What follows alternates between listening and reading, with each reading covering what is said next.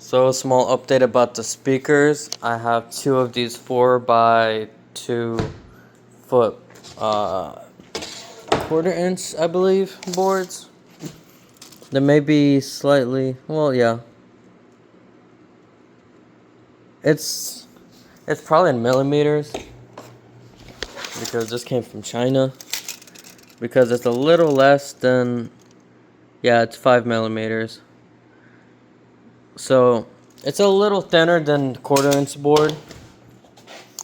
It's actually really rigid. Like the bend on this thing, you can see probably against the wall how much, like I'm pushing hard for that. So I still have to get rid of that bend. And my idea to do that is to use 1/2 inch plywood, cut a dado in, and basically put on the side like this, but use I think 1 inch would be good. Have a little bit overhang and put edge banding on the edge. Just have it look nice, you know.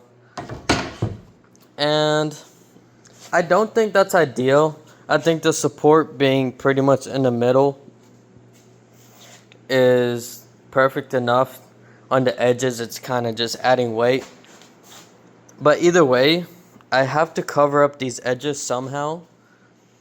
And I mean, honestly, it'll still be like super strong. It'll add a little bit of weight. I mean, it's kind of hefty. I might just go 1/4 inch instead of 1 inch strip across to attach onto here.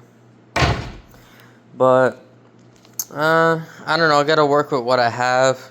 I do want it to look nice. That's gonna have to be an aspect of this.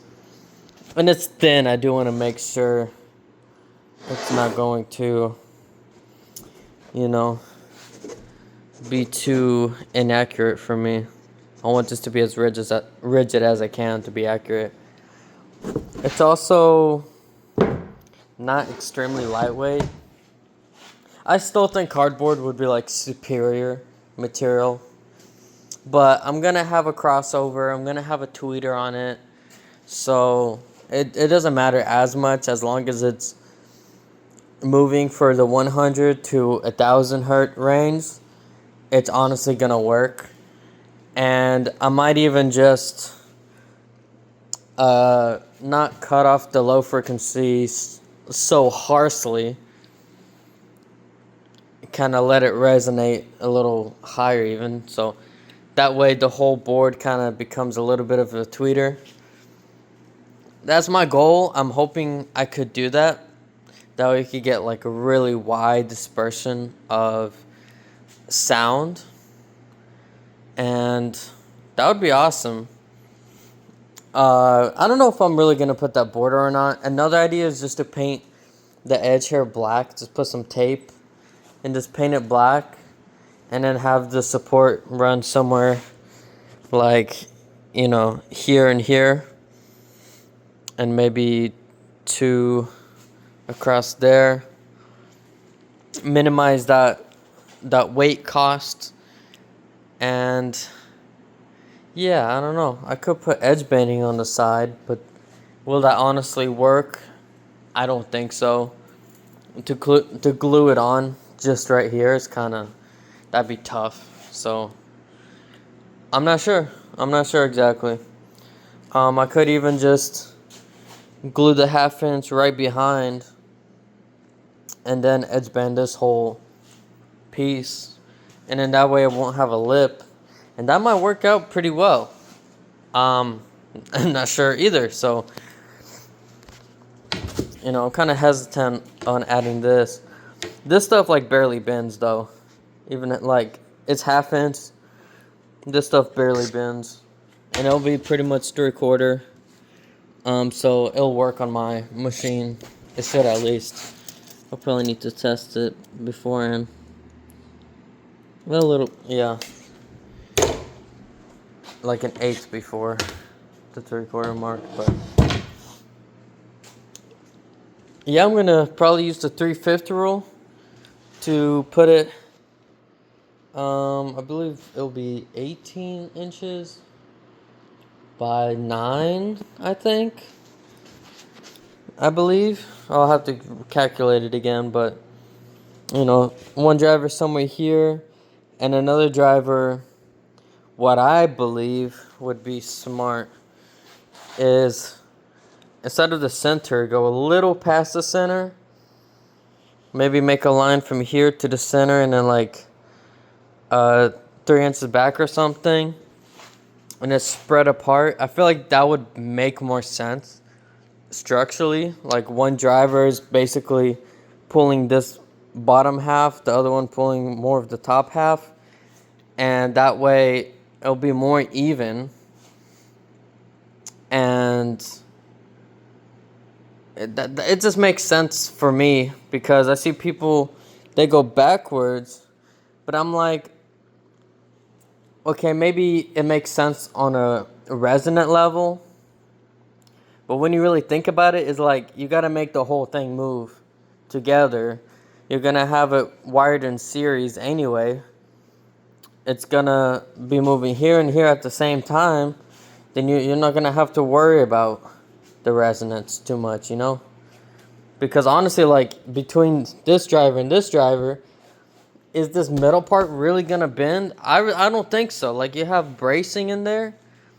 I just don't think it's gonna like bend like, at all really. Maybe, I don't know. I'll have to test. I have a microphone. I need to test it. I bought the drivers with the interchangeable cup things, so I can actually test it and see where it will sound better. And I'll do certain tests. I'll probably read up a little more on it to see how far I can take it. And the driver itself, I don't really want to put directly on the back. I kind of want to get like another 1/4 inch material or maybe even 1/2 inch to put as how do I make sense of this? Like you have the driver going into a sturdy block of wood, and then that expands the like surface area it's pushing, because when it's just pushing here versus like pushing this, and that block of wood is 100%, it's not going to bend because it's too short for that. Then you won't have as much bend all around. If that makes any sense. It might be unnecessary weight added. Maybe I'll have to figure out like what exactly I can use for that to make it work well. And I'm still thinking cardboard would be perfect for that, but I just don't have cardboard, so maybe I could 3D print something, a cone, where you attach the driver to a little bit of a cone and I'm printing. I mean, 3D prints are not exactly rigid unless you really structure it that way. And it might just add unnecessary weight as well. Not really sure. I'll have to do different tests, of course. I just got 2 pieces. So I really want to be very careful in what I do. Because if I mess up, I mess up. Like what am I going to do? I have a few pieces left. But you can't just go buy this material that's like laminated 1/4 inch. Because this is from China, This is not that local. Locally, they do have some material. They have something like this. But this is way too bendy. Like even just from here, it bends way more than I would like. I mean, to be fair, this looks like 3/16. This looks super thin, so I'll have to check. Maybe they have 1/4 inch. And this is already polished too. I would like to get this raw material, stain it myself, and figure out some kind of coating on top that's not heavy. Yeah, so I think laminate is an excellent choice. I think even the laminate itself is adding to the rigidity. And also it's super smooth. This one's a little bit textured, But in general, it's super smooth, so like it's going to be higher output. The more rough it is, the less air it's actually like pushing forward, because it's technically diffusing itself, like if it's a rough top, you know. So I know for a fact this will sound good, probably even without any bracing. I think it'll sound probably amazing. We'll just have to actually try and see. So yeah, but I don't know when the drivers are coming in. Hopefully soon. And I'll have to 3D some casing to cover it. Yes, I'm still working on the drivers that you just plug against the wall, but I'm starting to realize that there's a small issue with every single wall is different. And if I just build a fake wall, like maybe just like an 8 foot, and then you have the 16 inches between the studs, and then I can even test it with like screwing in some extra supports to mimic what a 4 foot wall would sound like, you know, and kind of tweak it. But I'm going to also need to rely on the weight of the crossover that's connecting those two. So I'll have to test it, and then I'll have to make a crossover, and then that'll kind of change the frequency a little bit as well. I don't think it'll be like a crazy amount. I think it'll just be like kind of tuned for the high end to be a bit more impactful, but it might have less kick to it because it has more inertia to move. Well, maybe the opposite actually, because the actual driver itself will have inertia to its benefit, maybe because it'll be moving the wall rather than the driver itself, and the wall is what makes the noise. So I can't really tell what's gonna happen, to be honest. I don't know exactly what frequencies are going to be affected. I may just have to put fake weights on there first. And this stuff is not light. Like, this stuff is heavy. This is a coil of wire. Like, I have something like this inside of it. It's gonna make a huge difference, and I need to figure out how much of a difference that really is. And every house is different. And another thing is the fact that a lot of people don't actually have available wall space. Because I'm going to different houses. My own house is pretty bare. I don't have like a lot of stuff in my walls. I don't hang up a lot of posters and stuff. But there's like no room to put it, because the rooms are all like shaped weird. You can't get symmetry. You can't put like one left, one right, unless you just have like a perfectly symmetric room. But then you have a window somewhere all the time. It's like so inconvenient. Like, I think it's a great product, but I'm like, okay, to really test this, test in different places with different systems, I just need to make something like this I can hang or just stand, and it just plays. And I can hook up to some receivers, different amplifiers, see how it performs.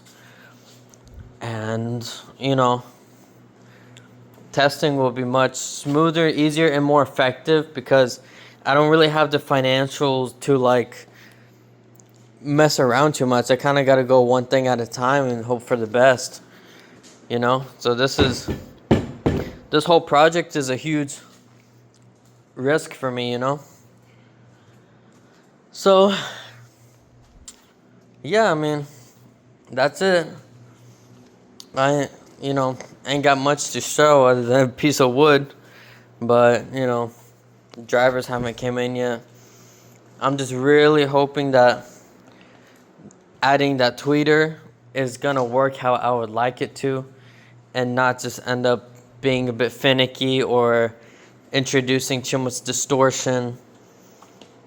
But I think it'll be fine, because the way sound works is you have the big waves for the bass, and then all this in between, and it moves with the bass.